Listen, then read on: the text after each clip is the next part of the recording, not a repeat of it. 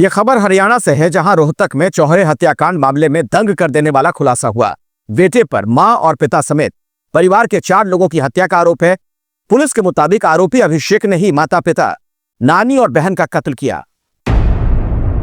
27 अगस्त 2021 की दोपहर को अभिषेक अपने घर के बाहर खड़ा था और पिछले 5 मिनट से बेल बजा रहा था।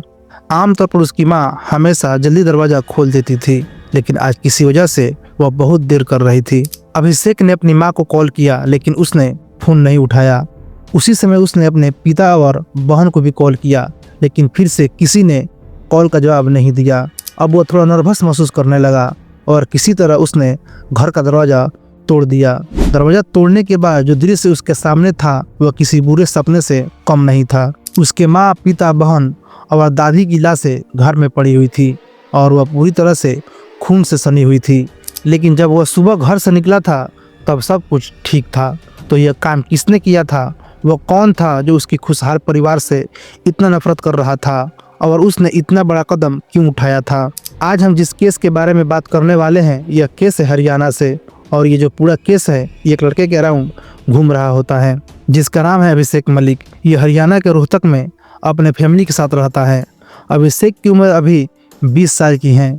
मैं आपको जो कहानी सुना रहा हूँ और जो ये सारा इंसिडेंट है ये अभी से 2 साल पहले हुआ है, 27 अगस्त 2021 में। इन लोगों के घर में एक दिन एक इंसान अचानक से घुसता है और 4 लोगों को गोली मारकर जान ले लेता है और वहाँ से चला जाता है, इनके घर का दरवाज़ा बाहर से लॉक करके। इस पूरे इंसिडेंट में जो लोगों की मौत हो जाती है वह होते हैं उस लड़के की पापा, जिनका नाम होता है प्रदीप मलिक, उसकी मम्मी जिनका नाम था संतोष मलिक, अभिषेक की बहन जिनका नाम था तमन्ना और निक नेम था तनु, और साथ ही उनकी एक बूढ़ी नानी थी जिनका नाम था रश्मि। तो इन चारों लोगों को उनके घर में कोई शूट करके भाग जाता है। जो सबसे अजीब चीज़ थी वह ये थी कि उनके घर में कोई भी सामान चोरी नहीं हुआ था। अब कोई घर में घुसकर किसी को मार रहा हो तो लोगों के दिमाग में आएगा कि हो सकता है चोर होंगे, चोरी करने आए होंगे, बट उनके घर में कोई भी चोरी नहीं हुई थी, कोई भी सामान इधर से उधर नहीं हुआ था। कहानी के थोड़ा और डिटेल्स में जानने से पहले अगर आप चैनल पर नए हैं तो प्लीज़ वीडियो को लाइक और चैनल को सब्सक्राइब कर दें। चलिए कहानी को थोड़ा डीपली समझते हैं।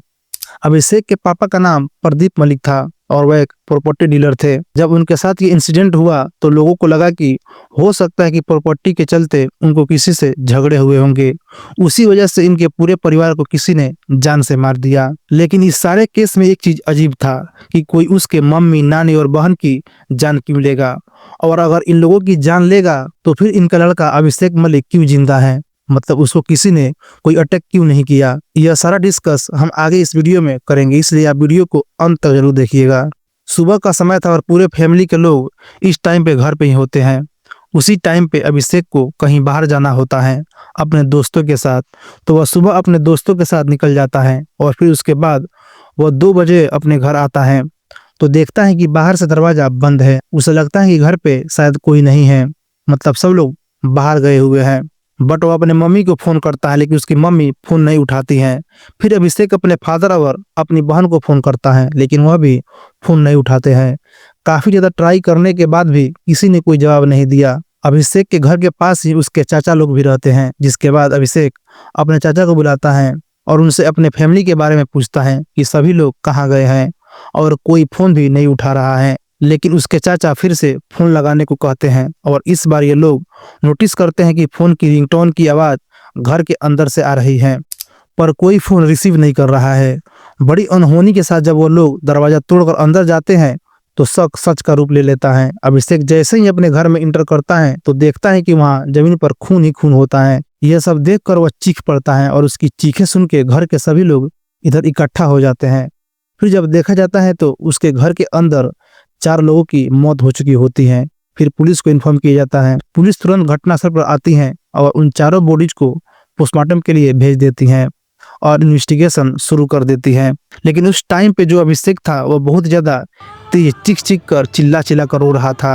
अभिषेक का इतना बुरा हाल देखने के बाद उस टाइम पे पुलिस वालों ने उसे कुछ भी जाँच पड़ताल नहीं किया। पुलिस सोचती है कि अभी यह छोटा बच्चा है, इसकी उम्र अभी 20 साल का ही है और यह काफ़ी ज़्यादा गहरा सदमा में है, इसको हम ज़्यादा परेशान नहीं करते हैं। तो पुलिस वालों ने उस टाइम पर उसे कोई खास जांच पड़ताल नहीं किया।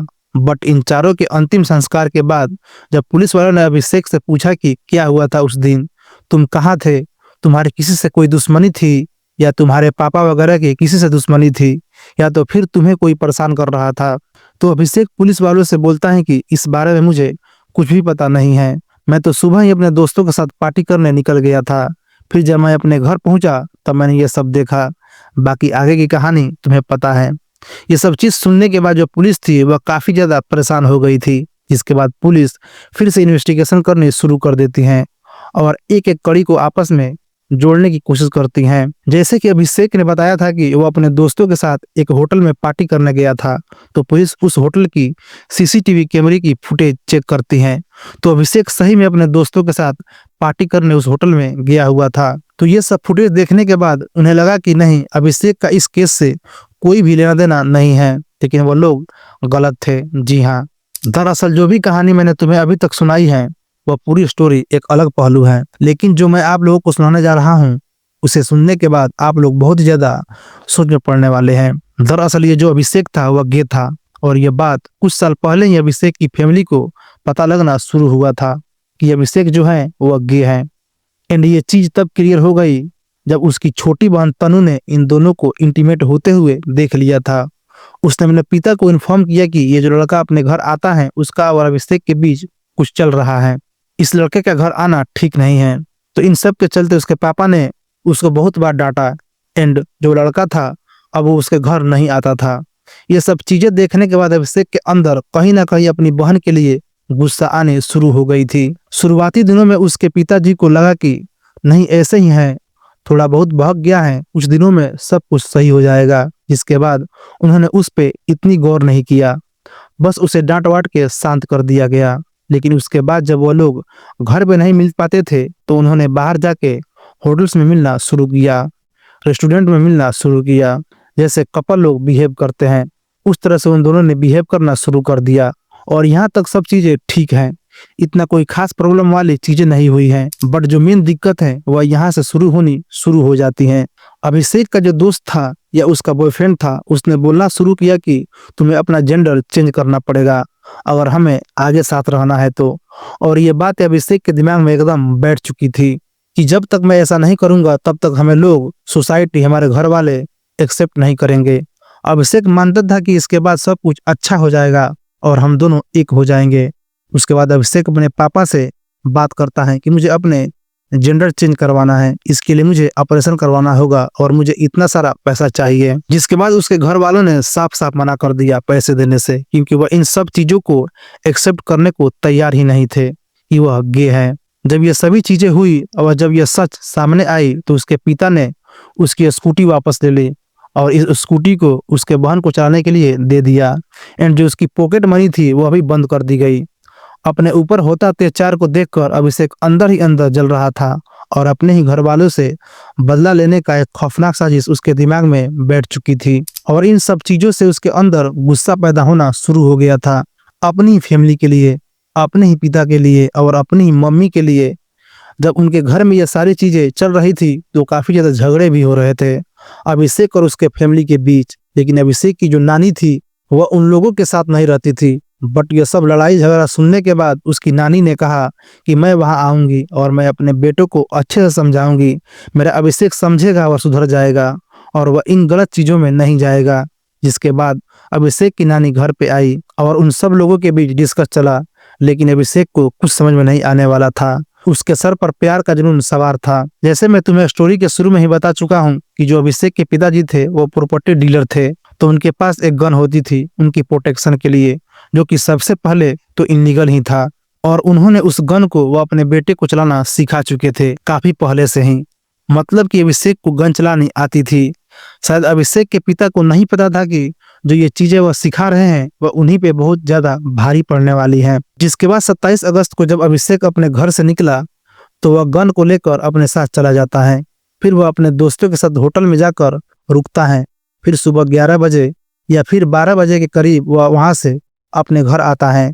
घर में आने के बाद सीधे वह अपने बहन के कमरे में जाता है और गन निकालकर सीधे उसको शूट कर देता है। बंदूक की आवाज सुनने के बाद उसकी मम्मी भागकर बेटी की कमरे में जाती हैं। उसकी मम्मी यह देखकर जैसे ही चिल्लाती हैं तभी वो अपने मम्मी को भी शूट कर देता है।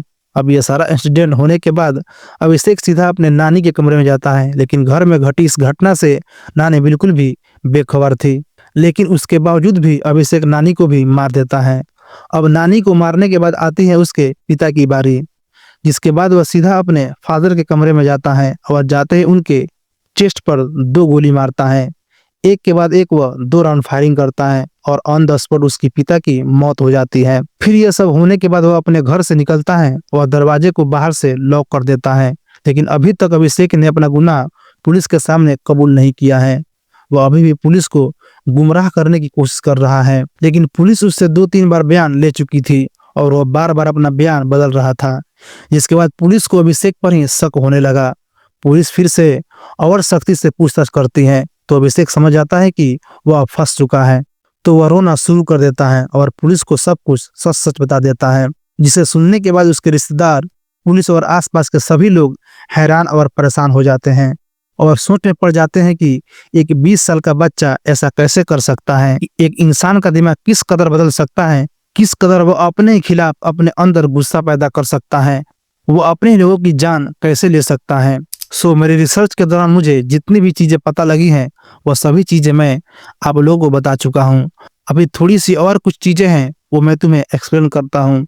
जैसे मैं तुम्हें बताया कि अभिषेक ने कबूल कर लिया था कि उसी ने अपने सभी लोगों का मर्डर किया है, बट इस सारी चीज़ों के बाद उसका केस उसके एक वकील ने लड़ा था, जिसने कहा कि सीबीआई जांच होनी चाहिए।